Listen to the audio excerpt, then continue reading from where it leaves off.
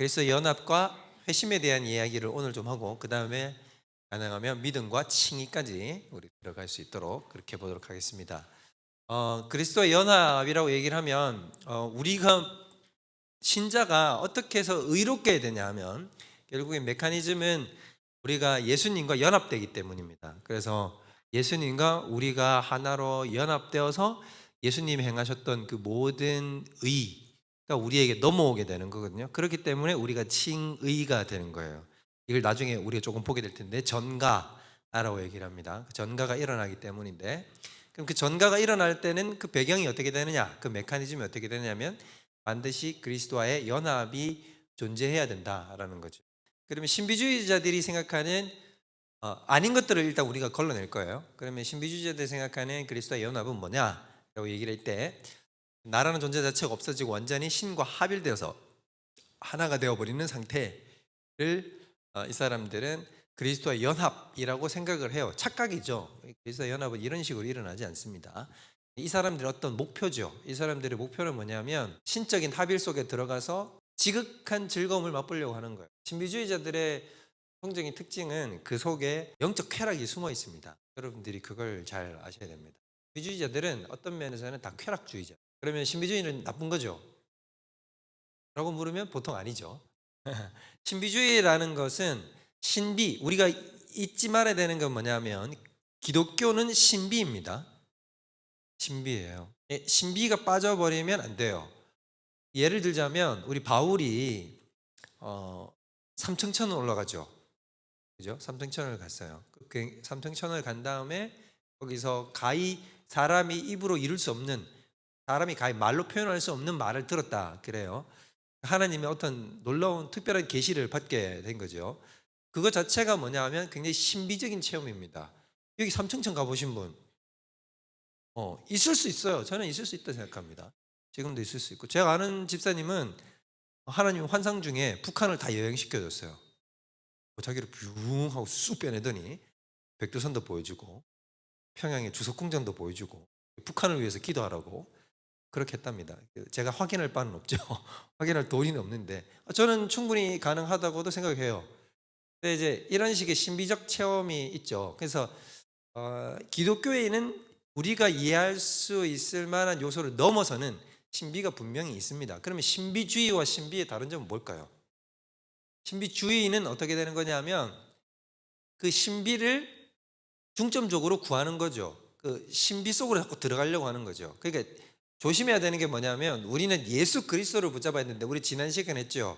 사람들이 어디에다 관심을 치우치고 거기에 매어 달리기 시작하냐면 예수 그리스도와 하나님이라고 하는 그 본질에서 어긋나서 탁 틀리는 거죠. 딱 틀어져서 자기는 예수 그리스도를 바라본다고 하지만 어디에 초점이 가 있는 겁니까? 주님이 주시는 그 신비적 경험 속에 초점이 가 있게 되는 거예요. 이런 걸 추구하고 거기에 막 매어 달리는 이런 형태의 신앙이 신비주의라는 것입니다. 이런 신비주의에 치우치게 되면 자연스럽게 뭐가 퇴보되게 되냐면 계시가 퇴보돼요. 그러니까 계시를 의존하지 않으려고 합니다. 이런 쪽에 극단적으로 가 있는 교파가 어디냐면 퀘이커 교도. 들어보셨어요? 들어보셨습니까? 들어보신 분들도 있고 못 들어보신 분들. 우리나라는 퀘이커 교도가 잘 없죠. 미국에 가면 퀘이커 교도가 되게 많이 있습니다. 이런 퀘이커 교도 같은 사람들은 이너 라이트를 그랬어요. 이너 라이트. 내면의 빛. 네, 그러니까 어떤 겉으로 드러나는 그 우리가 눈으로 보는 계시에 의존할 게 아니라 어디에 의존해도 된다. 내적인 빛, 내 내면에 있는 어떤 그 들려오는 음성, 이런 것들을 내가 의존하면 충분히 어디로 갈 수 있다. 진리를 향해서 갈 수 있다라고 생각을 해요. 실제로 이렇게 가르칩니다. 근데 이런 영향을 받은 게 바로 뭐냐면 오늘날 그런 영향을 받아서 세상적인 사상들도 굉장히 많잖아요. 예를 들자면 여러분 이런 거 있잖아요. 요즘 자꾸 막 어디든지 눈을 뜨고 잘 생각해서 보면 이런 것들이 이제 보이기 시작하는데, 자꾸 사람들이 뭐라 그러냐면 야, 남의 말에 귀 기울이지 마. 누구의 말에 귀 기울여? 네 내면의 목소리에 귀 기울여 라고 얘기를 하죠. 그죠? 그런 얘기 많이 들어보죠. 그런 사상들 전체가 다 어디에 깔려 있는 거냐면, 뭘 배경으로 하고 있는 거냐면 내 내면으로부터 어떤 진리의 음성이 나올 수 있다.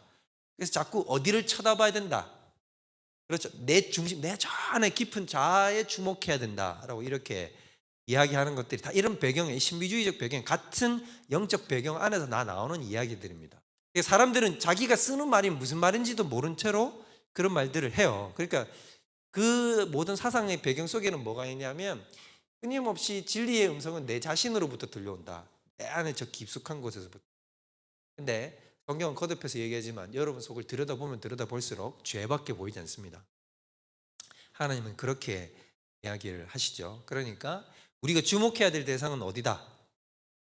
계시를 봐야 됩니다. 이 계시를 통해서 참된 진리를 발견하게 된다라는 겁니다. 그러니까 신비주의자들은 끊임없이 어디에 집중을 하려고 그러냐면 자기 자신이에요. 그리스도 안에, 그러니까 그리스도 안이라는 것도 결국에는 그리스도 안으로 들어가는 자기 자신을 보는 거죠. 그래서 이것이 하나님을 제대로 구하고 있지 못한 모습을 보여주는 겁니다. 그 다음에 또 우리가 그리스도와 연합 이러면 야, 하나님과 예수님과 하나가 된대 이런 얘기하면 굉장히 뭔가 훈련을 많이 거쳐야 되는 어떤 고도의 경지에 오른 사람들이 할 수 있는 거라고 생각을 해요. 이것도 아니라는 거죠. 종교적인 도 굉장히 이렇게 수련 이런 것들을 해야 된다고 생각하는 것들은 모두 다 기독교적 방식이 아닙니다. 이런 것들, 그래서 뭐 어떤 높은 경지에 도달한다고 하는 생각들은 전부 다 신비주의적 형태, 그 다음에 세상 종교들이 가지고 있는 형태죠. 이게 잘못되는 거다. 그래서 우리가 가져야 되는 건 뭐냐? 그리스도의 연합 없이 하나님의 축복을 누릴 수가 없다라는 거예요. 이 다음을 한번 잘 보면 우리가 알 수 있겠죠? 넘어가 보세요. 자, 그리스도와 연합이라고 얘기를 하면 이렇게 얘기를 합니다.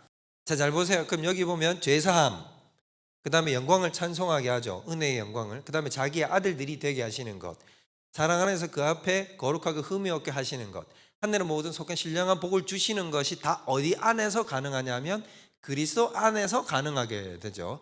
그리스도 안에서 가능하게 된다는 것, 이게 바로 그리스도와의 연합을 얘기하는 겁니다. 그러니까 모든 신령한 축복은 누구를 통해서 내려온다? 그리스도를 통해서 내려와요. 그럼 그리스도를 통해서 내려오기 때문에 우리가 그리스도와 합일되지 않으면, 그리스도와 하나 되지 않으면, 그리스도 안에 우리가 접붙여지지 않으면 하나님으로부터 오는 모든 축복을 받아 누릴 수가 없다라는 것이 핵심이에요. 너무 간단한 원리죠. 그러니까 구원도 결국에는 어떻게 해야 올 수 있다? 그리스도와의 연합, 하나 되는 과정이 분명히 거쳐져야 된다는 겁니다. 그게 없이는 절대로 구원이 우리의 삶과 우리의 영혼 가운데 들어올 수 없다라는 것을 계속해서 이야기를 하는 거예요. 그럼 일반적인 개념은 뭐냐? 자연인은 어디에게 속해 있습니까? 자, 이게 굉장히 중요한 거예요. 자, 잘 보시면 자연인은 어디에 소속이 되어서 어디와 하나가 되어 있냐면, 나도 인지하지 못한 사이에 나는 사실 누구와 하나 되어 있다. 거듭나기 전에 아담과 하나가 되어 있어요. 그래서 아담의 죄책이 곧 누구의 죄가 되는 거예요? 나의 죄가 되어 있어요. 이건 피할 수 없는 사실이라는 거예요. 그렇기 때문에 자연인은 아담에게 소속되어 있고 그리스도인은 누구에게 소속되어 있다? 그리스도에게. 그래서 하나로 연합되어 있다는 겁니다. 이 원리는 하나도 다를 게 없어요. 그러니까 우리가 왜 지옥을 들어가게 되는가? 누구와 연합되어 있기 때문에. 아담의 죄가 어떻게 내 죄가 돼요? 여러분 솔직히 용납이 잘 안 되죠. 아담이 저지르면 저지른 거고, 그래도 용납이 된다 칩시다. 그런데 그게 실제로 진짜 내 안에서 어떻게 역사하는지 내가 느낌이 와요? 느낌이 안 오죠. 그건 여러분들이 죄를 깊이 생각하지 않기 때문에. 잘 생각해 보십시오. 여러분들은 죄인입니까? 죄인이 아닙니까? 여러분 속에 죄를 봅니까? 안 봅니까? 보지요. 잘 생각해 보면 여러분 속에 좀 더 나가서 질문해 볼게요. 죄성이라는 게 여러분 느껴져요? 안 느껴져요? 느껴지죠? 자꾸 내 안에서 뭐 어떠려는 욕망이 있어요? 그렇죠. 죄를 자꾸 지으려고 하고 자꾸 죄에서 벗어나지 못하는 죄성이라는 게 내 안에 느껴지잖아요. 죄가 나를 사로잡아 간다는 게 느껴지고 죄를 짓고 있는 여러분을 발견하잖아요. 그게 뭐의 증거냐면 여러분이 아담과 하나 되었다는 증거. 그러니까 무슨 얘기냐면 내가 원하지도 않는데도 내 안에 뭐가 꿈틀대요. 그죠? 죄가 마치 바이러스처럼 나를 막 장악하잖아요. 잠식해서 독식해서 들어가잖아요. 이게 바로 뭐냐면 내가 누구와 하나 되었다는 사실. 그 전에 아담과 하나 되었고 그 영향이 지금까지 미치고 있다는 걸 보여주고 있다는 겁니다. 그러니까 많은 사람들이 이런 얘기 하거든요. 아담의 죄가 내 죄하고 무슨 상관이 있는데 난 실제로 그거 못 느끼겠는데. 그럼 무슨 말이냐면 내 속에 죄성을 못 보기 때문이라는 거예요. 내 속에 있는 죄성은 도대체 어디로부터 왔는가? 여러분 스스로에게 왔습니까?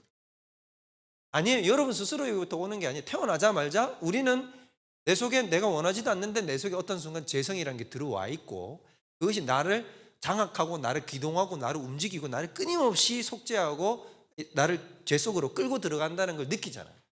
그게 결국에는 뭐를 보여주는 거냐면 내가 아담에게 하나 되어 있었고 종속되어 있었다는 것을 보여준다는 것입니다. 이해되시죠? 그럼 반대로 중생은 마찬가지라는 거예요. 거듭나면 제가 전에도 말씀드렸잖아요. 우리 7가지 증거 중에 죄를 보면 어떻게 하게 된다? 미워하게 되고 죄가 싫어지게 되고 그렇다는 거죠. 그럼 그건 도대체 누구로부터 왔는가? 여러분 속에 여러분이 스스로 죄를 싫어하고 미워할 수 있습니까? 그죠? 우리 솔직히 알잖아요. 우리가 죄를 미워할 수 있는가? 그 달콤한 죄를 미워할 수 있습니까? 미워할 수 없거든요. 근데 내가 죄가 싫어지는 내 마음 속에 있단 말이에요. 죄 좀 제발 버려버리고 싶은, 제가 없애버리고 싶은, 내가 저항하고 싶고 이제는 더 이상 역겹다라는 것을 느끼게 되는 이유가 어디에서부터 오는가? 나도 이해할 수 없는 어떤 새로운 힘이 내 안에 작동하고 있는 거잖아요. 그건 결국 뭐라는 거죠? 내가 누구 안에? 내가 그리스도 안에 연합되어 있다는 것을 보여주는 증거라는 것입니다. 양쪽이 지금 이해가 되세요? 이해가 될 줄로 믿습니다. 이해가 돼야 돼요. 그러니까 다시 얘기하지만 무엇이 내가 아담과 연합되었다는 증거입니까? 라고 얘기를 하면 나는 도저히 아담이 언제 저질른 거 인정 못하겠다. 근데 그걸 논리적으로 뭔가 하려고 그러지 말고 여러분의 체험 속에서 찾아보라는 거예요. 죄성이 여러분 속에 작동하잖아요. 그랬다는 것은 뭐의 증거다? 아담과 내가 하나 되었었다는 증거다라는 거죠. 더 비슷한 얘기를 해볼게요. 자, 여기 아들 있잖아요. 우리 요셉이지. 요셉? 요셉이가 우리 집사님을 닮았잖아요. 제가 볼 땐 똑같거든요, 두 분이. 그럼 왜 닮았을까? 이렇게 생각하는 거죠. 닮았는 게 뭐냐면 나는 도저히 요셉이가 막 얘기해요. 나는 아빠를 닮았다는 걸 도저히 인정할 수 없어. 내가 왜 아빠 자식이야? 나 아빠 자식이라는 건 난 도저히 모르겠어 라고 생각했는데 누가 봐도 아빠 아들이 왜? 그러니까 닮았으니까. 똑같이 닮았으니까. 그게 내가 누구의 자식이라는 걸 증명하는 거죠. 그렇죠. 우리 큰아들을 보면 길가에다 내놔도 그냥 성수민 아들인 게 티가 나요. 너무 판박이에요. 똑같거든요. 똑같은 거예요. 그래서 여러분들이 내가 아담의 죄가 무슨 내 죄가 되는데 메커니즘적으로 이해가 안 되면 뭐라고 생각해 보면 되냐면 내 안에 꿈틀대는 죄성은 도대체 누구로부터 왔는가? 누구로부터 왔어요? 아담으로부터 온 거예요. 이해돼요? 또 반대로도 마찬가지라고요. 내 안에 뭐가 있다? 그래서 죄를 미워하고 주님의 뜻에 합당하게 행하려고 하고 주의 길을 걸어가려고 하는 내 안에 욕망이 있잖아요. 그럼 도대체 그건 어디서 왔다? 그렇죠. 그건 그리스도로부터 온 거라고요. 안 믿는 사람들 중에서도 술 끊는 사람이 있잖아요. 예? 근데 술을 보면 구역질이 올라오고 어느 순간부터 술을 보면 막 내 마음속에서부터 그 술이라는 본질 자체가 싫어져서 끊는 것은 결국 외부적 힘이 뭔가 개입되는 거잖아요. 그죠? 그런 것은 누구로부터 오는 겁니까? 그렇죠. 그럼 안 믿는 사람들이 어느 날 자고 일어났더니 왜 내가 저거 한약 먹어서 그런가? 막 내가 술이 막 싫어진다. 이렇게 해서 술이 끊어지는 게 아니라는 거죠. 그건 의지로 끊어내는 거지. 난 더 이상 이렇게 먹으면 안 돼 해가지고 이렇게 끊어내는 거. 그거하고는 다른 차원이라는 거예요. 그러니까 죄를 싫어진다는 얘기는 죄에 대한 존재 자체를 미워하게 된다는 것입니다. 그러니까 하나님께서는 일반적 은총으로 우리에게 양심이라는 걸 주셨기 때문에 죄에 대한 혐오감이 있지만 일반적인 그 양심도 자꾸 어떻게 되냐면 죄를 저지르면 저지를수록 죄에 대해서 어떻게 되죠? 무뎌져요. 무뎌져가지고 죄를 그냥 저항 없이 받아들이게 되거든요. 그런데 그리스도를 영접해서 우리가 죄에 대한 저항감이 생기는 것은 다른 차원이라는 거예요. 여러분들은 믿지 않을 때 죄에 대해서 민감했습니까? 믿고 나니까 죄에 대해서 더 예민합니다. 그죠? 믿고 나서 그렇죠. 그게 바로 어디서부터 오는 거냐면 하나님으로부터. 그죠? 그런 예민함, 죄에 대한 예민함은 어디로부터 오는 거냐면 결코 내 자신으로부터 나오는 게 아니잖아요. 왜냐하면 여러분들은 이제 믿고 나니까 어떻게 보냐면 죄가 이전에 보지 못했던, 죄에 대해서 이전에 보지 못했던 면모들이 다 새롭게 보이기 시작하잖아요. 그러면서 이 죄를 더 본질적으로 미워할 수 있게 되는 거거든요. 이런 거는 어디서만 올 수 있는 거다. 그렇죠. 성령을 통해서 그리스도를 통해서만 오게 됩니다. 그래서 연합이 아니면 하나님으로부터 오는 축복을 다 못 받는데 자연인은 아담에게 그리스도인은 그리스도에게 연합되어 있다라고 하는 겁니다. 그러면 그리스도의 연합은 목사님 뭡니까? 성경이 어떻게 표현되어 있냐? 아까 봤다시피 그리스도의 연합은 뭐라고 표현된다고요? 그리스도 안에 엔 크리스토 엔크리스토. 엔크리스토라는 말을 바울이 그렇게 자주 쓰는데, 이 엔크리스토, 그리스도께서 내 안에, 내가 그리스도 안에, 요한은 이게 바로 어떻게 된 상태? 그리스도와 내가 연합된 상태를 이야기한다라고 하는 겁니다. 그리고 이 연합은 특별은총, 특별은총이라는 것은 선택된 자에게만 미치는 하나님의 거듭나게 하시는 그 은총, 부르심에는 외적 부르심과 내적 부르심이 있다. 그 내적 부르심을 유효적 부르심, 왜냐하면 내적 부르심은 반드시 결과를 산출해내고야 말기 때문에, 유효하기 때문에, 그래서 이걸 유효적 부르심이라고 얘기하는데, 이 유효적 부르심은 바로 성령을 통해서 오시는 특별한 은총을 얘기하는 거예요. 그래서 이 사람들에게 적용이 된다고 하는 것입니다. 로마서 펴보겠습니다. 자, 5장 12절 펴보세요. 5장 12절, 여기 보면 그 얘기가 딱 나와요. 이러므로 한 사람으로 말미암아 죄가 세상에 들어왔어요. 한 사람으로 말미암아, 죄로 말미암아 사망이 들어왔고, 이와 같이 모든 사람이 죄를 지었대. 사망이 모든 사람에게 이르렀대요. 자, 14절, 그러나 아담으로부터 모세가 아담의 범죄와 같이 죄를 짓지 아니한 자들까지도 사망이 왕노릇했으니 아담은 오실 자의 모형이다. 이 얘기는 무슨 말인가? 아담이 예수 그리스도의 모형이라는 얘기는 아담이 인류의 대표자일 듯 예수님이 또한 무엇이다? 인류의 대표자이시다 라는 의미에서 아담은 오실 자의 모형이라는 얘기를 하게 되는 것입니다. 15절, 그러나 이 은혜로운 선물은 범죄와 같지 아니하니, 아담이 저지른 범죄와 같이, 원죄와 같지 아니하니 곧 한 사람의 범죄를 인하여 많은 사람이 죽었은즉 더욱 하나님의 은혜 또한 한 사람 예수 그리스도의 은혜로 말미암아 선물은 많은 사람들에게 넘쳤느니라 라고 이야기를 하죠. 그죠? 그래서 지금 이게 뚜렷하게 지금 대비를 보여주는 거잖아요. 일반적인 자연인들은 다 어떻게 되어 있었다? 원래 우리는 누구에게 연합되어 있었다? 아담에게 다 나면서부터 이미 다 연합되어 있는 거죠. 연합되어 있었는데 새롭게 우리를 연합시키려고 하시는 새로운 아담이 출현했단 말입니다. 새 아담이 나와서 새 아담에게 연합된 자는 이제 무엇을 받아 누리게 된다? 구원. 자, 아담에게 연합된 자는 무엇을 받아 누리게 될까요? 사망이죠. 제가 일부러 받아 누린다고 표현했어요. 헷갈리라고. 자, 무슨 말이냐면 아담에게 연합된 사람은 사망에 이르게 되고, 예수 그리스도께 연합된 사람은 어디에 이르게 되죠? 생명과 구원에 이르게 되는 것입니다. 그런데 이 그리스도와의 연합은 좀 독특한 게 뭐냐면, 아담과의 연합은 어떻게 됩니까? 예외가 있어요, 없어요?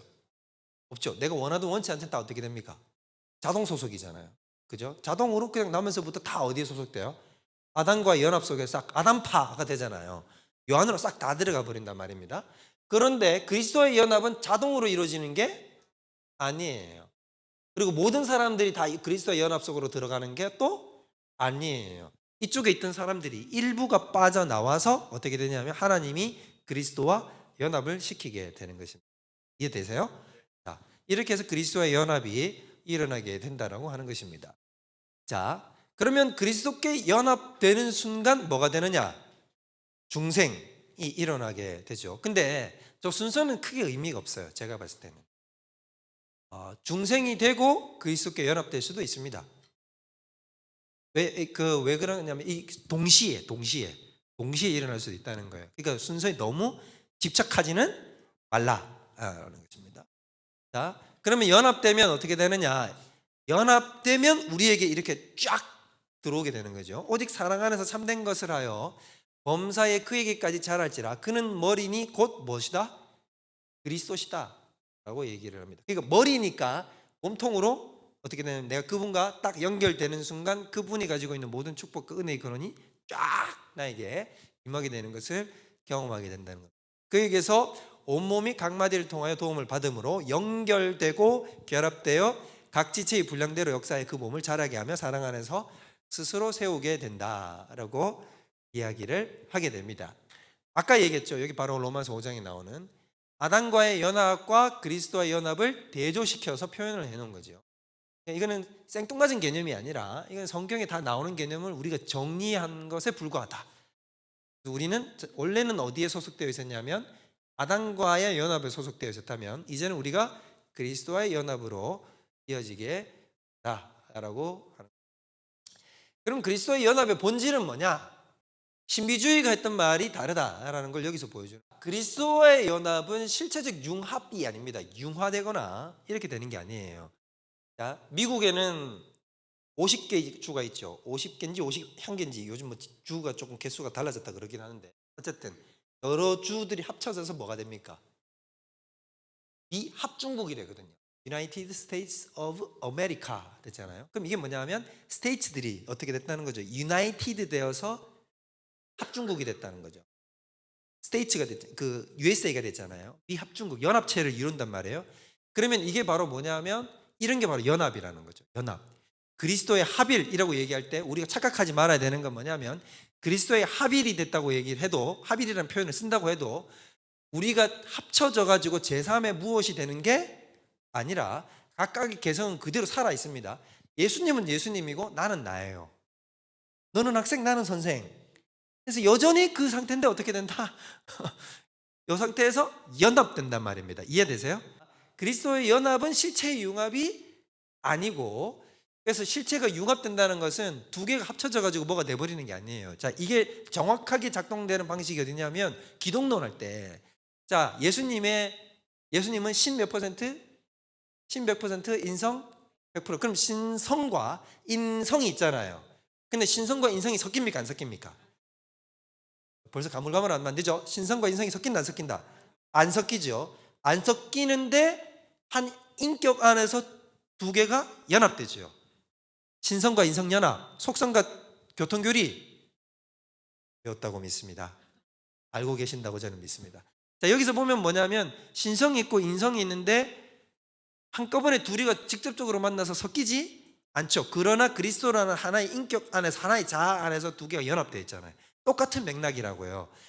우리가 하나님 안에서 그리스도와 예수님이 그리스도와 우리가 있단 말이에요. 근데 이것이 한데 섞인 게 아니다. 섞여가지고 신성과 인성이 짬뽕이 되는 것처럼 이런 식으로 되는 게 아니라 각각의 존재가 개별적으로 존재하지만 하나님 안에서 어떻게 됩니까? 하나로 연합되어서 한 지체가 된다는 걸 보여주는 거라는 겁니다. 그럼 더 나가면 가족끼리라고 생각하면 딱 맞아요. 형제가 있으면 내가 있고 우리 형제가 있죠. 그런데 둘이 합쳐져서 하나 되는 게 아니라 우리는 가족으로 하나 되는 거잖아요. 이해돼요? 이런 것과 똑같다는 말입니다. 그렇게 해서 연합됐지 실체 융합이 아닙니다. 예수님이 내가 되고 내가 예수님이 되는 거 이런 거 아니에요. 그런 거는 있다 없다. 내가 예수님이 되고 예수님이 내가 되는 거 없어요, 여러분. 없습니다. 이런 걸 여러분들이 어떤 많은 분들이 이렇게 기도를 하잖아요. 기도할 때 하나님 저는 제 안에 모든 욕구들이 다 없어져 버리고 오직 내 안에 누구만 살기 원합니다. 예수 그리스도께서만 사시기를 원합니다. 여러분 이건 귀신 들린 거예요. 이건 귀신 들린 상태를 얘기하는 거죠. 귀신 들리면 여러분 어떻게 되냐면 귀신은 들어오면 우리 자아를 장악하죠. 그리고 자아를 어떻게 해버리고 싶냐면 없애버리고 싶어요. 자기가 나를 완전히 다 지배해버리고 싶어하는 형태가 귀신 들린 거예요. 내 욕구를 깡그리 무시하는 거예요. 근데 하나님은 그러지 않아요. 하나님은 여러분의 개성을 철저하게, 여러분 인격을 철저히 존중할 뿐만 아니라 여러분의 존재가 없어지는 걸 하나님이 원하는 그림이 아니에요. 하나님은 그런 분이 아니에요. 여러분이 시퍼렇게 살아있어야 돼요. 그러자고 여러분을 창조했는데 여러분을 넋이라도 있고 없고 진토라도 막 가버리고 이런 식으로 만들지 않는단 말이에요. 그래서 여러분이 시퍼렇게 살아있는데 여러분이 어떻게 하는 것? 사랑하는 것. 사랑의 관계를 맺는 걸 하나님이 원하시는 거잖아요. 그렇기 때문에 이런 잘못된 실체적 융합을 생각하면 안 돼요. 그러면 영적 연합인데 연합은 어떤 거냐? 육체가 연합하는 게 아닙니다. 실제로도 부활하면 여러분 우리 육체가 있어 없어요?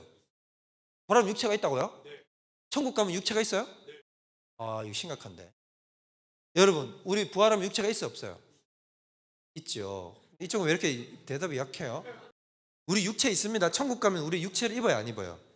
육체 가집니다. 오늘 여기 좀 약간 이번 학기 처음 등록하신 분들 막 눈이 땡그래가지고 이상하게 쳐다보고 있는데 여러분 천국 가면 우리 육체 다 가집니다. 육체 부활교리 알고 계셔야 됩니다. 그러면 자 천국 가서 내가 천국 가 있으니까 예수님도 육체가 있을까 없을까? 이것도 논쟁의 여지가 많죠. 우리 지난 시간에 기억나죠? 지난 학기 이것만 갖고 1시간 넘게 한 거. 결론적으로 얘기하면 여러분 지금도 예수님 육체를 가지고 있어요, 없어요? 이번 학기에 처음 들어오신 분들 여기 이단인가 싶죠? 예수님이 육체가 있다고? 여러분 예수님이 지금 육체를 가지고 계십니다.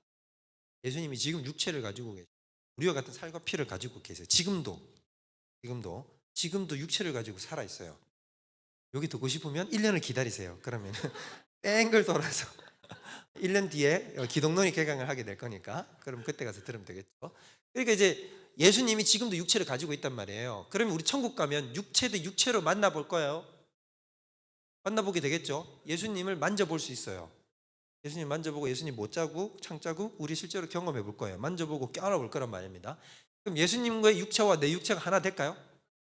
아, 끔찍해요. 상상만 해도 되게 정색하면서 아니요 막 이러는데 육체적으로 연합되지 않습니다. 않아요. 그러면 우리는 그때도 마찬가지고 지금도 어떻게 되냐면 예수님과 어떻게 연합되는 것? 영적으로 연합된다는 거예요. 영적으로. 그래서 영적 연합. 그래서 주와 합하는 자는 한 영이라. 이것도 오해하지 말라.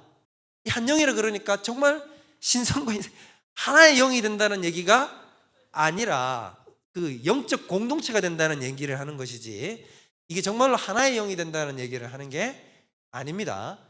저기 고린도전서 6장에서 저 말이 나오잖아요. 저 말이 나오는 배경이 뭐냐면 음란죄를 범하면 음란을 행하는 그 대상과 내가 어떻게 된다? 하나의 영이 된다. 그래서 굉장히 음란죄가 더러움을 급격하고 빠르게 미치게 되는 이유가 바로 거기 있다. 반대로 주와 합하면 어떻게 된다? 주님과 한 영이다 라는 얘기를 강조하려고 그렇게 한 것입니다. 자, 그 다음에 연합은 어떤 것이냐면 신비적입니다. 신비적. 제가 지금 여러분에게 그리스도의 연합을 이야기하는데 애를 먹어요? 애를 먹지 않는 것 같아요. 애를 먹고 있어요. 근데 애를 먹고 있는 이유는 뭐냐면 우리가 인간적 언어로 표현할 수 있는 것보다도 훨씬 더 그리스도의 연합의 체계가 더 영적이고 더 고차원적인 것이기 때문입니다.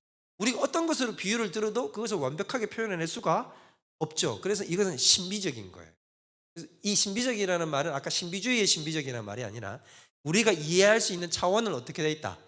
넘어서 있는 차원에서 연합되어 있다는 겁니다. 그러니까 더 나아가자면 내가 이해되지 않음에도 불구하고 그리스도의 연합은 어떻게 된다?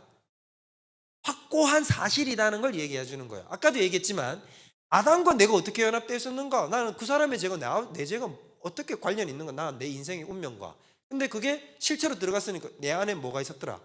죄가 있다는 사실을 통해서 역으로 추적해서 볼 수 있잖아요. 근데 그걸 보면 아담과 나와의 연합도 어떤 거냐면 신비적인 거죠. 그죠? 내가 알지 못한 사이에 연합되어 있는 거예요. 엮여 있는 거예요. 그리스도와의 연합도 마찬가지라는 것입니다. 내가 인지하지 못하고 내가 깨닫지 못하고 있지만 그분이 나와 어떻게 돼 있다? 우리가 알 수 없는 영적 차원의 세계에서 그리스도와 내가 하나로 연합되어 있다는 것을 보여준다라고 하는 것입니다. 이게 신비적 연합. 그러면 그리스도와 연합을 할 수 있는 방법은 뭔가? 라고 얘기를 하면 두 가지예요. 무엇과 무엇? 믿음. 그러니까 일종의 접착제 같은 게 필요하죠. 그리스도와 내가 서로 연합할 수 있는 접착제가 바로 무엇이냐 하면 성령과 믿음이 되게 됩니다. 그러니까 여기서 조금 더 아까 영적인 연합이니까 누가 작동하셔야 되겠어요?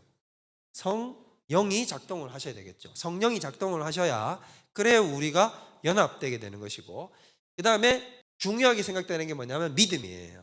믿음이 있음으로 통해서 우리가 나중에 알겠지만 믿음을 통해서 그리스도와 어떻게 된다? 연합하게 됩니다. 믿음을 통해서 그리스도와 연합하게 돼요. 자, 믿음을 우리가 이야기하자면 이런 거라고요. 자, 우리가 믿음이 우리 속에 들어오게 되면 중생하게 되고 믿음이 들어오게 됐고 그렇게 됐잖아요. 그렇게 되면 어떻게 되냐면 그냥 제가 여러분들에게 이해하기 쉽게 표현해 드리는 거예요. 100%이 시간적 순서대로 일어나는 것은 아닙니다. 그러나 여러분에게 이해가 되기 쉽게 설명하려고 하는 거예요. 자, 내가 예수님이 나의 구주, 나의 하나님이라는 것을 믿게 되었다. 그러면 내가 어떤 일이 일어난다? 예수와 내가 하나가 돼요. 하나가 돼요. 자, 그러면 그분이 2000년 전에 계실 때 이 땅에 계셨을 때 그분이 하신 모든 일이 내가 하는 게 되는 거예요. 영적인 세계에서는 어떤 일이 일어나냐면 이런 거라고요. 내가 그리스도와 하나 됐죠. 자, 그러면 두 개 얘기해 볼게요. 자, 예수님께서 우리에게 구원을 주시기 위해서 행하신 순종의 몇 가지가 있습니까? 두 가지. 두 가지라고 제가 얘기를 해드릴게요. 자, 두 가지 어떤 순종과 어떤 순종? 자, 수동적 순종, 적극적 순종. 그렇죠. 능동적이라고 해도 돼요. 우리 애기가 얘기하나? 어디서? 자, 능동적 순종, 수동적 순종 이 두 가지가 있는데, 이게 뜻이 뭐라고요? 능동적 순종은 뭐예요? 적극적 순종. 야, 뭐냐면 적극적 순종은 여러분 제발 이건 진짜 중요해. 제발 자다가 일어나도 나와야 되는 거예요. 적극적 순종은 뭐냐면 율법을 다 지키신 것이 적극적 순종이에요. 수동적 순종은 십자가에 못 박히신 것, 이 두 가지. 이거는 죽었다 깨어나도 하여튼 어떤 수를 써서라도 여러분 다 알고 있어야 돼요. 무슨 말이냐면 다시 얘기하면 예수님께서 우리에게 구원을 주실 수 있는 건 뭐냐면 예수님이 율법을 다 어떻게 하셨다? 다 지키셨습니다. 율법을 다 지키셨어요. 율법을 다 지켜서 행하셨습니다. 원래 우리가 구원을 얻으려면 어떻게 했어야 됐죠? 율법을 지켜야 되잖아요. 그 지킬 수 없는 것을 누가 하셨어요? 예수님이 다 하셨어요. 그걸 뭐라고 부른다고요? 적극적 순종. 자, 적극적 순종이라고 부르고요. 예수님이 십자가에 달린 걸 뭐라고 부른다고요? 수동적 순종. 그러면 왜 수동적이라고 부르죠? 하기 싫어서 한 거니까. 나 십자가에 달리기 싫은데! 이렇게. 그게 아니고 수동적 순종이라고 부르는 이유는 뭐 때문이에요?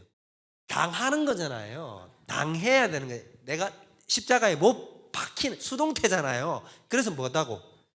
수동적 순종인 것이고 적극적이라는 것은 율법은 내가 어떻게 하는 겁니까? 행하는 거잖아요. 그러니까 능동태. 그래서 적극적 순종이라고 부른다고요. 우리 다 배웠어요. 자, 요거 두 개. 그러면 요 두 개가 누구 거 돼야 돼? 내게 돼야 되잖아. 그죠? 내게 되는 방법이 뭐다? 믿음이라고요. 믿으면 뭐가 된다? 그리스도와 연합되게 된다고. 자, 그러면 예수님이 율법을 행하실 때 누가 행한 것이 된다? 그렇지, 내가 하나니까. 예수님이 율법 행하시고 모든 선하신 일을 행하실 때 그게 누가 한 거예요? 그게 여러분이 한 거고, 예수님이 십자가에 달릴 때 누가 십자가에 달린 거예요? 여러분이 달린 거라고요. 아시겠습니까? 그럼 여러분이 제가를 치렀어요, 안 치렀어요? 치렀어요. 아시겠어요? 그게 연합이 작동해가지고 결국 그로 말미암아 무엇이 주어집니까? 우리에게 의가 주어지죠. 그리스도의 의. 그리스도께서는 의를 데려다. 자, 우리가 마이너스 A 있죠. 제로가 있고 플러스가 있지 않습니까? 우리 목표는 플러스로 가는 거예요. 지금 이게 안 써지니까 여러분 지금 이해 안 되더라도 그냥 머릿속에서 그리세요. 자, 뭐냐면 마이너스 J에 빠져 있다가 플러스로 가야 거룩이에요. 그러면 일단 플러스로 가기 위해서는 중간 단계를 거쳐야 되죠. 제로까지는 가야 되잖아요. 그럼 제로까지 가는 방법은 뭐냐 하면 죄가를 다 치르면 돼. 여기는 죄인인데 내가 죄인이 너의 죄가 이제 더 이상 죄가 없다라고 칭함을 받으려면 죄가 없는 것이 되려고 하면 뭘 하면 됩니까? 형벌을 받으면 되잖아. 자, 예를 들면 여러분이 절도죄를 범했어요. 판사가 3년 때렸단 말이에요. 그럼 여러분이 감옥에 들어가서 3년 있었어요. 복역하고 나옵니다. 나오면 절도죄를 묻습니까? 안 묻습니까? 안 묻죠. 그건 뭐냐면 더 이상 한번 치른 그 죄에 대해서 우리는 사회적 규약을 한 거죠. 합의를 내렸죠. 3년 때리면 그 죄에 대해서 이제 묻는다 안 묻는다? 안 묻는다. 이게 법의 체계가 이렇단 말이에요. 그럼 하나님은 이런 거죠. 죄를 범했다. 그러면 넌 뭘 하면 된다? 죄값을 치르면 돼요. 죄값이 뭐다? 사형이다. 십자가가 아니고 죄값은 뭐다? 사형, 죽음이라는 거야. 자, 죽으면 어디까지 갈 수 있어요? 제로까지 갈 수 있는데 그럼 나는 어떻게 돼? 그렇지, 없잖아요. 이러지도 못하고 저러지도 못하는 그 상황 속에서. 그런데 내가 죽는 게, 예수님이 어떻게 하셨어요? 대신 죽으셨잖아요. 그렇기 때문에 내가 예수님과 하나 돼서 예수님한테 올라타면, 그러면 예수님이 내가 함께 가서 예수님이 나를 어디다 데려놓을 수 있는 거예요? 십자가를 통해서 제로까지 데려다 놓는 거예요. 제로까지. 십자가는 여러분 잘 기억해야 되는데 우리는 자꾸 뭐라고 생각하는, 십자가가 플러스까지 간다 생각하는데 십자가는 플러스까지 가는 게 아니에요. 아니에요. 거룩에 데려다 놓지 못해요. 왜 이 사람들이 이런 생각, 제가 이런 얘기하니까 어떤 분들이 이런 얘기 하더라고요. 목사님, 십자가가 우리를 플러스까지 데려다 놓아야 정상 아니에요? 언뜻 생각하면 그럴 수 있죠. 왜냐하면 십자가가 너무 고귀한 일이니까. 근데 왜 이게 틀린 생각이냐면 우리는 자꾸 예수님의 사역, 예수님이 이 땅에 오셔서 하신 것 이러면 자꾸 뭐만 생각합니까? 십자가만 생각해요. 이게 반쪽짜리. 아까 제가 적극적 순종, 수동적 순종을 자꾸 여러분에게 자다가 일어나도 알아라고 하는 이유는 뭐냐면 예수님에 대한 총체적 이해가 없어요. 예수님을 반쪽짜리 예수님으로 전락시킨단 말이에요. 우리는 신학적 지식을 배우지 못했지만 무의식적으로 자꾸 우리는 예수님을 어떤 것만 보냐면 수동적 순종만 자꾸 예수님의 전체 사역이라고 생각한단 말입니다. 그게 아니라고요. 예수님은 무슨 사역도 하셨다? 적극적 순종도 하셨단 말입니다. 이게 그만큼 중요한 거라고요. 그래서 십자가는 우리를 어디다 데려다 놓는다? 제로까지 데려다 놔요. 정결의 상태, 전문적인 용어를 쓰면 제로는 뭐라고 얘기를 하냐면 레위기에서 정결한 상태입니다. 그러면 우리는 어디까지 가는 거예요? 정결한 상태까지 가요. 연합됐어요. 자, 그런데 더 필요한 건 우린 플러스까지 가는 거라며. 그죠? 그러면 거룩의 단계, 플러스를 성경적 용어로는 거룩이라고 표현하거든요. 내가 거룩하니 너희도 거룩하라. 존재적으로 넘어오라는 거죠. 그러면 넘어가기 위해서는 뭐가 필요해요? 이제 율법을 지켜야 됩니다. 이거는 예외가 없다라는 거죠. 이거 엄청나게 설명이지. 옛 언약. 거기로 가기 위해서. 그러면 이쪽으로 넘어가기 위해서 뭐가 필요하느냐? 예수님이 뭘 하셨다? 율법을 다 지켜 행하시는 거죠. 근데 이 과정으로 가는 게 정말 쉬운 일이 아니에요. 자, 여기까지 온 사람이라고 할지라도, 제로까지 온 사람이라고 할지라도 율법을 지키러 들다가 율법을 하나라도 범하면 어디로 갈까? 다시 뒤로 뱉어. 맞잖아요. 자, 아담을 생각해 보세요. 아담은 원래 어디서부터 시작했어요? 제로에서부터 시작했지요. 제로에서부터 시작했는데 요걸 행하지 못했죠. 가려고 하다가 못해서 뒤로 백턴하잖아요. 똑같단 말이에요. 만약에 여러분이 정결까지 받았는데도 가다가 만약에 범하면 어떻게 돼요? 뒤로 리턴이에요. 다 말짱 도루묵이에요. 근데 내가 정말 다행인 건 뭐냐면 내가 그걸 한 게 아니라 예수님이 다 했어요. 예수님이 이걸 싹 다 밟아서 어떻게 했습니까? 율법을 다 이루셨죠. 완성이라는 얘기는 다 행하셔서 완성하는 겁니다. 오케이? 그렇게 되면 자, 내가 믿음으로 그리스도와 연합되었을 때 비로소 어떻게 됩니까? 예수님의 죽음이 누구의 죽음이 되고 나의 죽음이 되고, 예수님의 율법의 행하심이 누구가 행하신 게 되고 나의 행하신 것이 되어서 내가 비로소 뭐라고 칭함을 받는다? 의롭다고 칭함을 받는다라는 겁니다. 이해가 돼요? 이렇게 가야 되는 거란 말이에요. 다 예쁜데? 이게 여러분 전체 메커니즘은 이런 방식으로 가는 거라. 자, 근데 조심해야 되는 거. 그럼 우리는 무엇으로 말미암아 구원을 얻습니까? 믿음으로 말미암아 구원을 얻죠. 이 지점을 오해하면 큰일 난다. 나중에 조금 이따 믿음에 대해서 얘기할 텐데 어떤 부분을 조심해야 될까요? 자, 믿음으로 말미암아 구원 얻는다고 할 때 정말 조심해야 되는 지점은 바로 뭐냐면 이게 알미니안들이 취하는 방식인데 이런 거예요. 보통 사람들은 어떻게 됐냐면 이렇게 생각을 해요. 옛날에는 구원 얻는 방식이 뭐였다? 예수님 오기 전에는 율법으로 행위를 통해서 내가 의로움을 취해서 구원을 얻는 것. 근데 예수님 이후로는 믿음, 그 구원 얻는 방식이 변했다. 무엇으로? 믿음으로 변했다. 그래서 내가 믿어서 구원을 얻는 거다. 틀렸어요.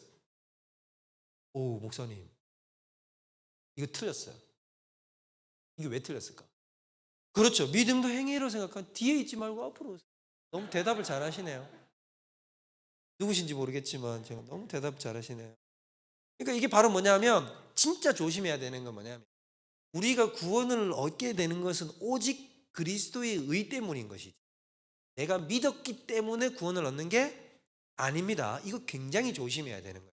내가 이신칭이라는 말 속에 우리도 자꾸 어떻게 가기 쉽냐면 내가 믿었기 때문에 구원을 얻었다가 되면 이게 바로 뭐가 되냐면 믿음조차도 뭐가 됩니까? 공로가 돼요. 이해가 되세요?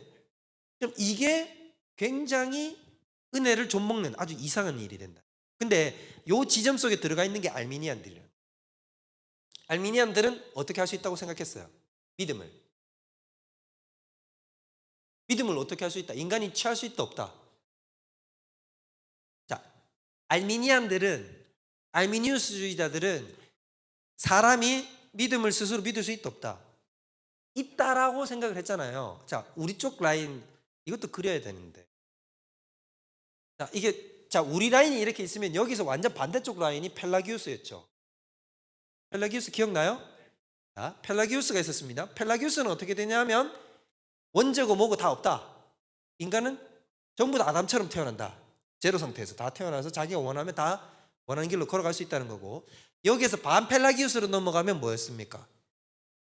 반펠라기우스, 세미펠라기안, 반튼 펠라기안. 반펠라기안으로 넘어가면 뭐냐면 인간은 원천적으로 부족하다.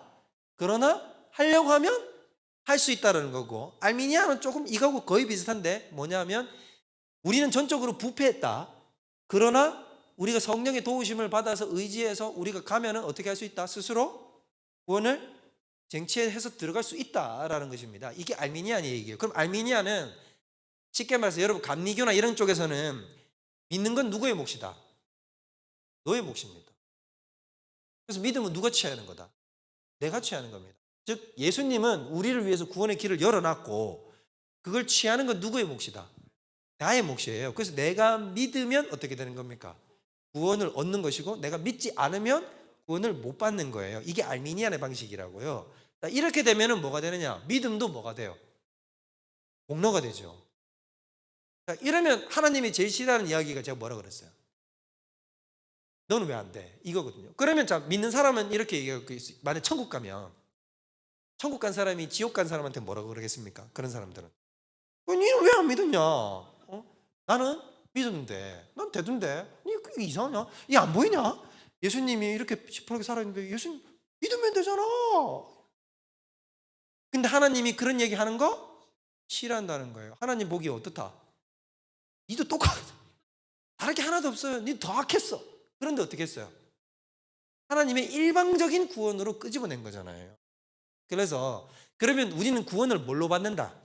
그리스도와 연합을 통해서 뭐가 우리 속에 주어지기 때문에 그리스도의 의가 주어지기 때문에 그 포인트가 우리 속에 들어오기 때문에 오케이? 그러니까 자꾸 은혜 이러지 말고 이 모든 걸 뭐라고 부른다? 은혜. 이걸 은혜라고 부르는 이게 공짜로 얻어졌으니 우리는 한 것 없이 그냥 주어졌으니 이걸 은혜라고 부르는 것이지 은혜로 구원 얻었다라고 해도 맞기도 하지만 딱 적실한 대답은 아니라는 거예요. 자, 그럼 우리는 무엇으로 구원 얻는다? 그리스도의 의.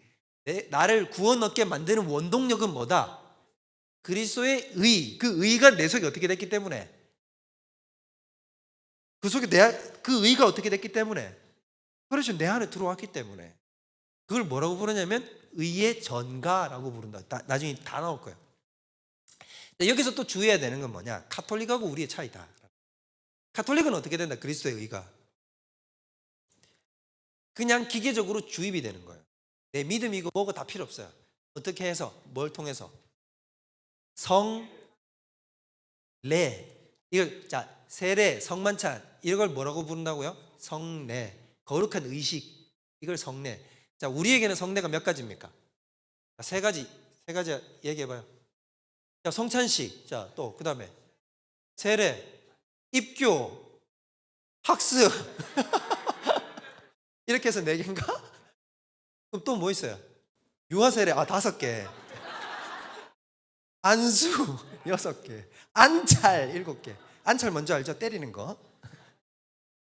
아니에요 여러분. 자, 성경에 나온 건 딱 2가지밖에 없어요. 뭐와 뭐? 성만찬 확실한 거. 예수님이 제정한 건 딱 2가지밖에 없어요. 자, 너희는 나의 죽음을 기념하여 항상 어떻게 해라? 성만찬을 해라로 얘기했잖아요. 그러니까 이 예수님 친히 제정했죠. 이거랑 뭐가 하나 있어요? 너희는 가서 모든 민족으로 제자를 삼아 아버지와 아들과 성령의 이름으로 세례를 주라 그랬잖아요. 세례 2가지밖에 없어요. 예수님이 지칭한 거. 성경에 나오는 성례는 딱 몇 가지? 2가지. 여러분 기초 중에 기초. 이거 오늘 기초 중에 기초. 정말 너무 기초 중에 기초. 이걸 언제 배우냐면 학습할 때 배워. 교회 들어온 지 6개월 만에 배우는 거예요. 자, 딱 2가지밖에 없단 말이에요. 뭐? 세례와 성만찬 2가지를 합쳐서 뭐라고 부른다? 성례라고 부른다. 이게 은혜가 주어진 통로예요. 자, 그래서 세례를 행하잖아요. 자, 근데 카톨릭에서는 성례가 몇 가지일까요? 100가지? 통이 크다. 스케일이 크시네요. 7가지입니다. 칠성사 들어보셨죠? 예를 들면 카톨릭에서는 어떤 것도 성사냐면 성례냐면 결혼 성례. 또 뭐냐 종부성사라 그래가지고 죽을 때 하는 것도 다 성사고, 세례는 당연하고, 입교도 당연하고, 또 뭐도 유아세례도 당연하고, 고해도 당연하고, 이런 식의 성세례들을 다 합쳐놓은 걸 뭐라고 부르냐면 칠성사라 그래요. 7개가 있다고. 근데 7개의 성례를 다 어떻게 했어요? 다 그 종교개혁 일어날 때 딱 성경에 나온 것만으로 딱 줄여내죠. 딱 줄여낸 게 두 가지 이렇게 가는 거예요. 그런데 가톨릭에서는 어떻게 되냐면 그리스도와의 연합이 아니라 누구와의 연합입니까? 엄밀하게 얘기해. 교황이 아니고 교회와 연합되는 거죠. 교회와 연합되는 거예요. 그러면 왜 교회와 연합돼야 될까? 그렇죠. 방금 대답했어. 얘기했습니다. 자, 우리가 구원 얻는 것은 믿음으로 말미암아 연합되어서 우리에게 뭐가 주어지기 때문에. 또 다시 할까요? 자, 다시 할까? 자, 저 소극적 나 다시 합니다. 이러면 자, 뭐가 우리의 주요된 원인이다 구원에? 그리스도의 의. 제발 이거 막 자다가 일어나도 그냥 그리스도의 의예요. 알았어요? 자, 그리스도의 의. 그리스도의 의가 우리에게 주어졌기 때문에 우리가 의롭다함을 받는 거잖아요. 그걸 칭의. 오케이? 자, 청아. 자, 근데 이 그리스도의 의가 우리는 누구에게 있어요? 그렇죠. 당연히 예수님에게 있잖아요. 그래서 우리는 누구에게 연합하면 돼요? 예수님에게 연합하면 예수님이 우리에게 그리스도의 의를 분야해 주시는 거잖아요. 근데 가톨릭은 어떻다고 얘기를 하냐면 그리스도의 의가 누구에게 주어졌다? 교회에게 그리스도의 의가 넘어가 있는 거예요. 그래서 제가 그 돈으로 비유했잖아요. 한국은행이 예수님이 일반 시중은행에다 어떻게 했다? 돈을 다 자본을 넘겨준 거지. 그래서 일반 사람들에게는 누구를 통해서 자본이 접촉이 되는 거예요? 일반 시중은 하나은행. 나 이렇게 하나은행, 신한은행 무슨 말인지 알겠죠? 하나은행이 좋겠네요. 왜냐하면 가톨릭이라는 게 하나의 보편적 교회니까 하나은행에다 넣어준 거예요. 하나은행에다가 그렇게 해서 딱 넣어줘가지고 그러면 하나은행에서 분야해 준단 말이에요. 그러면 가톨릭 교회에 뭐가 다 직결되어 있냐면 그리스도의 의가 다 거기 와 있단 말이에요. 저축돼 있다. 이렇게 다 뱅킹이 돼 있단 말이에요. 그럼 이거를 사람들이 오면 어떻게 거기 사람에게 나눠줄 수 있어요? 성례, 특히 뭘 해줄 때? 세례. 칠성사 중에서도 특히 뭐냐면 세례를 주면 뭐가 돼버립니까? 그 사람에게 뭐가 주입된다? 그리스도의 의가 주입이 되는 거예요. 오케이? 이제 메커니즘이 어떻게 되는지 알겠어요? 우리는 어떻게 우리에겐 그리스도의 의가 와요? 그렇죠. 연합은 어떻게 와요? 믿음. 자, 믿음. 우리는 믿으면 그리스도의 의가 우리에게 넘어오잖아요. 그런데 거기는 어떻게 하면 그리스도의 의가 자기 속에 들어오게 된다고? 내 마음의 상태에 상관이 있다 없다? 없어요. 이러면 여기 가톨릭 신자가 있으면 이렇게 얘기해. 에이, 저거 목사님 아닌데. 가톨릭에서도 뭐라고 얘기해? 가톨릭에서도 믿음 얘기하는데요. 가톨릭에서도 믿음 얘기합니다. 그러나 가톨릭은 이렇게 얘기하지 않아요. 믿음으로만 구원 얻는다. 맞다 틀리다? 아니, 우리 말고 우린 믿음으로만 구원받죠. 여러분 여기서 헷갈리면 안 됩니다. 우린 믿음으로만 구원 얻습니다. 로마서 1장 17절 뭐라 그래요? 오직 의인은 오직 믿음으로만 구원 얻어요. 다른 게 일체 개입될 게 없어요. 자, 믿음으로만 구원 얻죠. 그런데 가톨릭에서는 뭐라 그러냐? 오직 믿음으로만 구원 얻는다고 할 자는 저주를 받을 줄죠. 이 가톨릭 공식 교리라고요. 공식 교리. 그럼 여기 가톨릭 신자가 있으면 이렇게 얘기하는데, 에이, 우리도 믿음 필요하다고 얘기하는데, 그거는 믿음이 필요하다고 얘기를 하는 거지 믿음으로만 구원 얻는다고 얘기하는 게 아니에요. 자, 그러면 그 사람들에게 있어서는 뭐가 되냐면, 더 중요한 거는 그냥 일방적 주입이에요. 일방적 주입. 일방적으로 딱 하면 성례를 하는 순간 어떻게 됩니까? 그냥 그 사람은 그리스도의 의가 교회를 통해서 주입이 돼버리는 거예요. 주사 맞는 것처럼 주사 맞는 건 내 마음 상태가 어떻든 말든 이걸 맞으면 나을 거야, 이런 마음 필요 없잖아요. 그냥 주입되면 약효 발휘하잖아요. 똑같은 거로 그대로 주입되는 거죠. 또 주입되는 방법이 하나 뭐예요? 강력한 거. 그렇죠. 이거예요. 이러지 말고 성찬이 주입되면 되는 거예요. 그래서 이걸 주입받고 아까도 얘기했지만 전에도 얘기했지만 주입받은 그것이 어떻게 될 수도 있다. 이때 주입되면 이걸 뭐라고 부르냐면 이 사람들은 의화라고 불러요. 의화. 칭이라고 부르지 않고 의화. 그러니까 의화인데 가톨릭에서는 무엇과 무엇이 같이 딱 연합되어 있냐면 우리는 칭의와 성화를 분리해서 얘기하잖아요. 근데 이것도 알아야 되지만 분리해서 얘기했다고 해서 이게 뚝 떨어져 있는 게 아닙니다. 같이 붙어 있지만 우리는 이걸 구분해서 이해하기 위해서 칭의와 성화를 분리해서 이야기하지만, 자, 그런데 가톨릭에서는 어떻게 되냐면 칭의와 성화가 합쳐져 있습니다. 섞여 있어요. 이렇단 얘기는 뭘 얘기하는 거냐면 성화가 되어야 뭐가 된다? 칭의가 돼요. 이 사람들에게는 이렇게 얘기하는 거예요. 무슨 말이냐면 주입을 받았죠? 그럼 내 안에 은혜가 들어왔잖아요. 의가 들어왔잖아요. 이걸 내가 어떻게 해야 된다? 키워야 돼. 부풀려야 돼. 자본금을 받은 거야, 쉽게 말하면. 자본금을 받으면 어떻게 해야 돼? 내가 대출 받았으니까 어떻게 해야 돼요? 이걸 뭔가 이거 키워야 되는 거죠. 이렇게 키워야 돼요. 키워서 어떻게 되냐면 네가 자본금을 많이 불리면, 그래서 의가 커지면, 자, 원래 받은 자본금에다가 네가 행한 의를 덧붙이는 거죠. 그러면 의가 어떻게 될까요? 이제 커지겠죠. 그 커진 의를 갖고 있으면 많으면 넌 어디다? 천국으로 직행. 그거 내고 직행하는 거고, 그게 천국 가기에 부족하면 어떻다? 연옥 한 단계 더 거치고 와라. 몸으로 때우고 와라 이거지. 그래서 내려보내는 거. 이게 아예 없다 이러면 지옥이에요. 그래서 근데 우리도 돈이랑 똑같죠. 이렇게 내 돈 갖고 살다가 돈을 다 어떻게 할 수도 있어요. 다 잃어버릴 수 있죠. 실제로 가톨릭도 그래요. 그래서 중간에 이걸 다 어떻게 할 수도 있다. 그리스도께 받은 교회를 통해서 받은 의를 어떻게 할 수 있다. 다 잃어버릴 수 있어요. 뭐를 범하면? 오늘 집에 가서 치킨 한 마리 배불리 먹고 자면, 과식하면 7가지 대죄, 기억나죠? 7가지 대죄 중에 하나를, 대죄를 범하면 뭐를 잃어버린다? 구원을 잃어버립니다. 구원 자체, 통째로 잃어버려요. 통째로 잃어버리면 어떻게 다시 회복되는 방법은 고해성사로 다시 리턴. 오케이? 그렇게 해서 이렇게 가는 거예요. 이렇게 가서 이게 불리면. 근데 이런 사람도 있다 그랬잖아요. 이게 내가 천국 가고도 남을 만큼 이게 많은 사람이 있을 거 아니야. 그죠? 부자가 있을 거 아니야.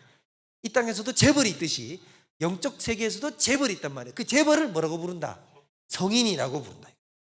그럼 그 성인은 어떻게 할 수 있다? 자기만 돈이 이만큼 있으니까 그 돈을 어떻게 할 수 있다? 대출할 수 있다니까. 대출해 준다. 그래서 자꾸 누구를 불러요? 성 요셉이, 요셉 여기 있네. 메리엘, 수산나, 안나 막 부르는 막 그게 뭐냐면 이제 이 각가지 동원되는 거지. 이제 중보자로 따르. 성인이 공로를 나눠주는 거예요. 그렇게 해서 그런 구원의 메커니즘입니다. 그러니까 다시 얘기하지만 여기 비교해 보면 딱 알 수 있죠. 우리는 오로지 뭐로 구원을 얻어요? 믿음으로. 믿음이 유일하게 무엇이 주어지는 통로? 그리스도의 의가 우리에게 주어지는 통로인데, 그들에게서는 그리스도의 의가 주어지는 통로가 뭐예요? 교회고, 특히 교회인데 교회 속에서 무엇을 행함을 통해서? 성례를 행한다. 그래서 그 사람들은 뭐가 그렇게 중요하냐면, 엄밀하게 얘기하면 내 행동보다도 더 중요한 건 뭘까? 내 선행보다도 더 중요한 성례입니다. 그래서 그들이 그래서 성례를 7개나 나누는 거예요. 통로가 많으면 많을수록 좋잖아요. 맞죠? 그렇게 해서 7개를 나눠서 결혼도, 종부도, 견진도 이런 거 다 이렇게 하는 이유가 바로 거기에 있는 거예요. 오케이? 그렇게 돼서 여기서 얘기하는 게 바로 이거예요. 교회나 성례를 통해서 우리에게 그리스도의 의가 주어지는 것이, 연합이 이런 걸로 연합되지 않습니다. 절대로 연합은 성례를 통해서 연합되지 않는다. 그러면은 갈라디아서 5장 6절 다 같이 읽어봅시다. 시작.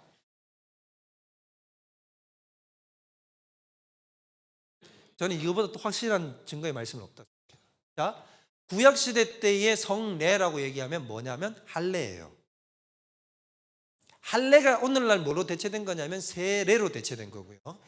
구약의 유월절 만찬이 뭘로 대체됐냐면 성만찬으로 대체된 거예요. 오케이? 이해돼요? 아시겠어요? 그러니까 할례는 하나님의 민족의 상징이잖아요. 민족이 된 것으로 몸에다 표시를 내는 거란 말이에요. 근데 영적으로 표를 내는 행동과 세레머니가 뭐냐면 세례란 말입니다. 그리고 유월절 만찬이 어린 양을 먹음으로 말미암아서 자기가 유월돼서 구원을 얻잖아요. 그 유월절의 본질인 예수님이 오시잖아요. 그래서 예수님의 살과 피를 먹는다는 의미에서 성만찬으로 대체된 겁니다. 그래서 오늘날 구약이 이건데, 자, 그러면 할례가 성례잖아요. 할례가 성례잖아. 구약의 성례. 그러면 바울이 하는 논리는 뭐냐면, 그리스도 예수 안에서는 성례가 효력이 있다 없다? 효력이 없어요. 정말 목사님, 세례가 그럼 세례는 효력 없습니다. 난 예수를 저주하는데, 입으로 저주하는데 여러분 세례 받으면 구원 얻습니까? 아니죠. 이거는 아니에요. 무슨 말인지 알겠어요? 세례는 뭘 하는 거냐면 내 마음의 영적 상태에 대해서 도장을 찍는 행위지, 이거 자체가 효력이 있어 없어요? 없죠. 무슨 말인지 이해되죠? 그래서 바울은 이렇게 얘기하는 거예요. 왜 이 얘기가 갈라디아서에서 나오냐면 당시에 유대인들은 다 뭐라고 생각했냐면 내가 할례를 받으면 뭐가 된다? 유대인이 된다. 이방인들이 유대인이 될 수 있는 방법이 있었어요. 이방인들이 유대인이 되는 방법. 여러분 유대인으로 완전 유대인화 되는 방법이 있었어요. 그게 뭐냐면 이방인이 유대인 되는 것은 첫 번째 뭘 받아야 되냐면 할례를 행해야 됩니다. 할례를 행해야 되고 그 다음으로 해야 되는 게 세례를 받아야 돼요. 그래서 유대인들에게 있어서 세례의 의식이란 뭐냐면 굉장히 자존심 상하는 거예요. 세례는 누구나 받는 건데 이방인이 우리 백성이 될 때 받는 게 세례예요. 그런데 세례요한이 어떻게 하라 그러죠? 너희는 다 세례 받으라 그러죠. 이게 유대인들에게는 획기적인 일이라고. 그러니까 이게 무슨 말이냐면 유대인들은 자기는 본래적으로 세례를 받을 필요 없다. 없어. 내가 왜 세례를 받는데? 나 유대인인데 이미. 난 날 때부터 뭐예요? 할례 받았고 8일 만에 할례 받고 난 유대인인데 내가 왜 세례를 받냐? 근데 세례를 받는다는 것 자체는 이게 굉장히 세례 요한이 굉장히 진일보시킨 거예요. 이게 예수님이 믿음으로 말미암는 구원을 이야기하기 전에 한 단계 끌고 유대인들이라는 사람들을 한 단계 끌고 한 단계 더 가까이 간 거예요. 그게 뭐냐면 너희도 세례 받을 필요가 있다. 왜? 진정한 하나님의 백성으로 거듭나기 위하여. 이게 당시에 센세이션을 일으켰다고. 그래서 다 어떻게든 사람들이 세례받아 나온다는 거죠. 여러분 어떤 느낌인지 이해가 됩니까? 당시에 유대인들에게 굉장히 신학적 충격이라고요. 그래서 당시에 사람들은 다 뭐라고 생각했냐면 내가 어떻게 하면 구원 얻는다? 그냥 유대인들은 어떻게 해서 구원 얻는다 생각했을까요? 아니 이미 할례 받았고 그렇죠. 난 유대인이기 때문에 최소한 나는 어디를 가느냐? 나는 천국 가. 하나님 백성이에요. 그래서 내가 천국 가는 방식은 뭐냐면 혈통과 나의 율법적 행위를 통해서 가는 거예요. 그게 구원을 얻는 방식이에요. 그런데 세례 요한이 그렇지 않다고 얘기를 하면서 너희들이 어떻게 해야 된다고? 하나님 앞에 나와서 세례를 받으라고 하는 것이 거기 굉장히 진일보했다는 게 느껴지죠. 세례 요한이 끌고 나온 거예요. 그런데 여기서 잘 보면 그래서 당시 유대인들은 자꾸 뭐라 그랬냐면 유대인화 되면 우리가 뭘 받을 수 있다? 구원을 얻을 수 있다. 이방인도 구원 얻는 방법은 이방인도 유대인 속으로 들어올 수 있는 방법은 뭐냐면 할례를 행하고 세례를 받으면 되는 거예요. 그래서 당시에 유대인 신자들이 있죠. 유대인인데 그리스도인이 된 사람들. 오케이? 유대인인데 그리스도인이 된 사람들은 이 옛 관념을 못 버리는 거예요. 그럼 저 이방인들도 어떻게 해야 된다? 할례를 받아서 우리 민족과 같은 민족이 돼야 된다. 그게 하나님 백성의 표다라고 자꾸 생각을 하는 거죠. 근데 여기에 바울이 반기를 드는 거예요. 그거 아니다. 몸에다 표를 낸다고 해서 우리가 구원 얻거나 하나님 백성이 되는 게 아니라 진짜 필요한 건 뭐다? 믿음이다. 여기 써 있잖아요. 그리스도 예수 안에서는 할례나 무할례나 효력이 없다. 이건 필요 없는 거라. 오로지 뭐가 필요하다? 사랑으로서 역사하는 믿음밖에 필요한 것이. 이게 가톨릭에 그대로 적용되면 뭐다고요? 자, 세례나 세례받지 않음이 아무 소용이 있다 없다? 없어요. 그거 갖고 구원 얻고 자주하는 게 아니에요. 오로지 뭐가 필요하다? 우리에게 사랑으로서 역사하는 믿음밖에 필요한 것이 없다라는 것이 핵심이라는 거예요.